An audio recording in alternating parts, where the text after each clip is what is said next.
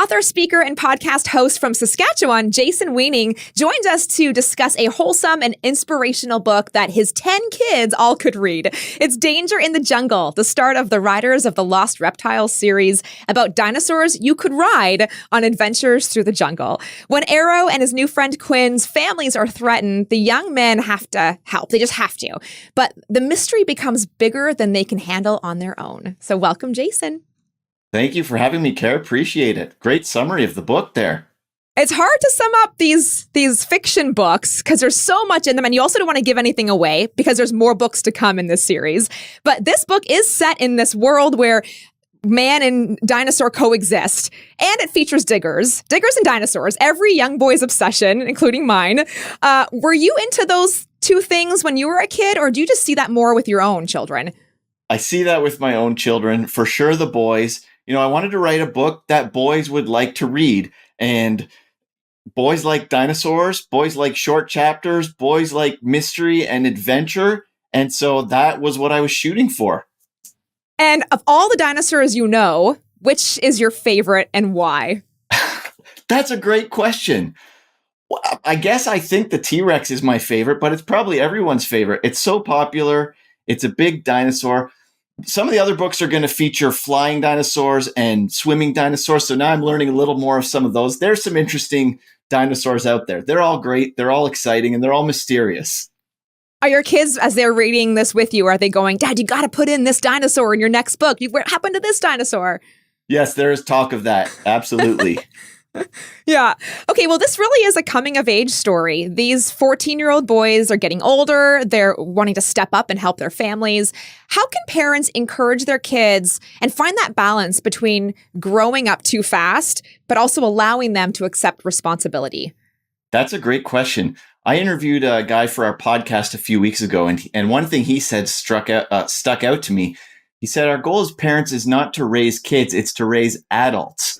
And when we want to prepare our kids to launch and go on and be productive members of society and loving Jesus and serving God. So I've had that kind of phrase in my head for the last month or two as I think about that. But I think we need to give our kids some responsibility, but we also have to have fun. You know, sometimes as dads, we can be, I think anyways, maybe it's just me, but a little more like forceful and like, hey, you got to do your job or there's going to be a consequence. And moms sometimes a little more relaxed, but having fun with our kids too. I think we see a bit of a shift from dads from like came out of their dad was World War II era and more strict and more not emotion. And maybe we're now way over on the other side where it's lots of emotion and lots of fun and lots of da-da-da. I think we need to find a balance between fun and encouraging and loving our kids and also preparing them with responsibilities and chores and tasks and including them in adult sort of things so that they're involved in the real world. Mm-hmm. Yeah, I mean, you have 10 kids, so there has to be some order or else the house would be madness, but you also need to have fun too. And I'm sure it's fun most of the time, I would imagine, with 10 kids. But another theme in the book is obedience. What's the takeaway here? Yeah, that is. So I wrote this book kind of with some ideas and objectives in mind. One was the importance of family, the importance of moms and dads, and especially the importance of dads and older men passing knowledge and wisdom and transferring it on to younger men and mentoring and that sort of concept. So yeah, we talk a bit about there's some scenes in the story where some of the characters don't do what they were told and someone else suffers the consequence because of their disobedience. And so I wanted to explore that. You know, when you make a choice and do something wrong or disobey your parents, little children, you know, consequences can not only affect you, they potentially affect the people around you. So that's important. And it's presented in a fun and exciting way and everyone's fine at the end. But yes, obedience, super important. Yeah, it's very action-packed. So there is that like, oh, what's going to happen? And actually, you did mention that this was a big theme in the book when you talk about mentorship and manhood. And I love this quote. I pulled this quote out. Arrow's dad says, there's a reason the creator placed men in your life who are older and wiser to help you navigate the path to manhood. He knows young men need older men to train them up. So obviously, this book isn't just enjoyed by boys. We want girls to read it too. Yeah. But again, what do you want the young reader to understand about manhood in this series? So our kids listen to Adventures in Odyssey. I don't know, do you guys play that on your station? Absolutely. Okay, so we grew up around the Barrie area, and so Life 100.3, they're playing Imagination Station stuff.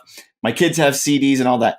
The other day we were listening to it, and Wooten has this comic book series, and he said in this episode the other day, like, I want my comic books to create a vision of great family and things like that to inspire people.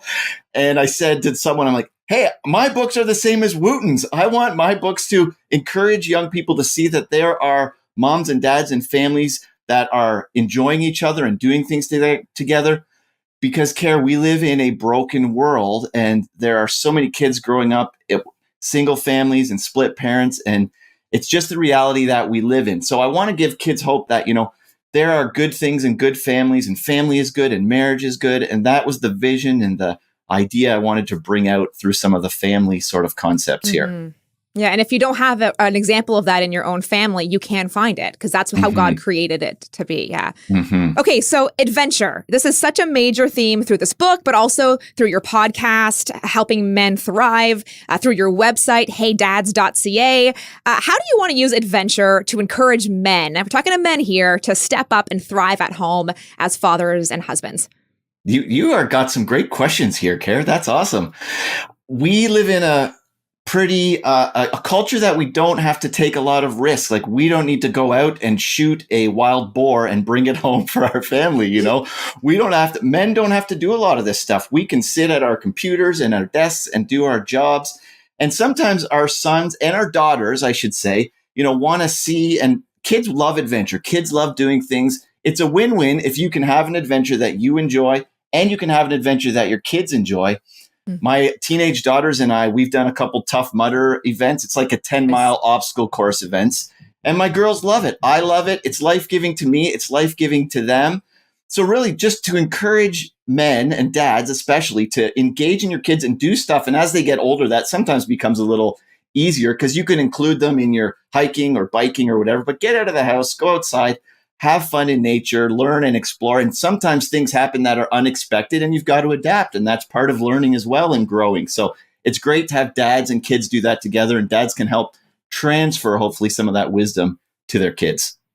All right. As we wrap up, a little tease on book 2, because I think there's 3 so far planned.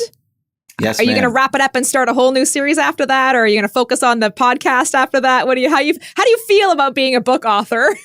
I feel like I have new ideas that come to me every day. So I'm working on book 2 and 3. Book 2 is about halfway done, and it'll give a little more backstory to some of the things that occurred. And I've pulled some sort of historical ideas out.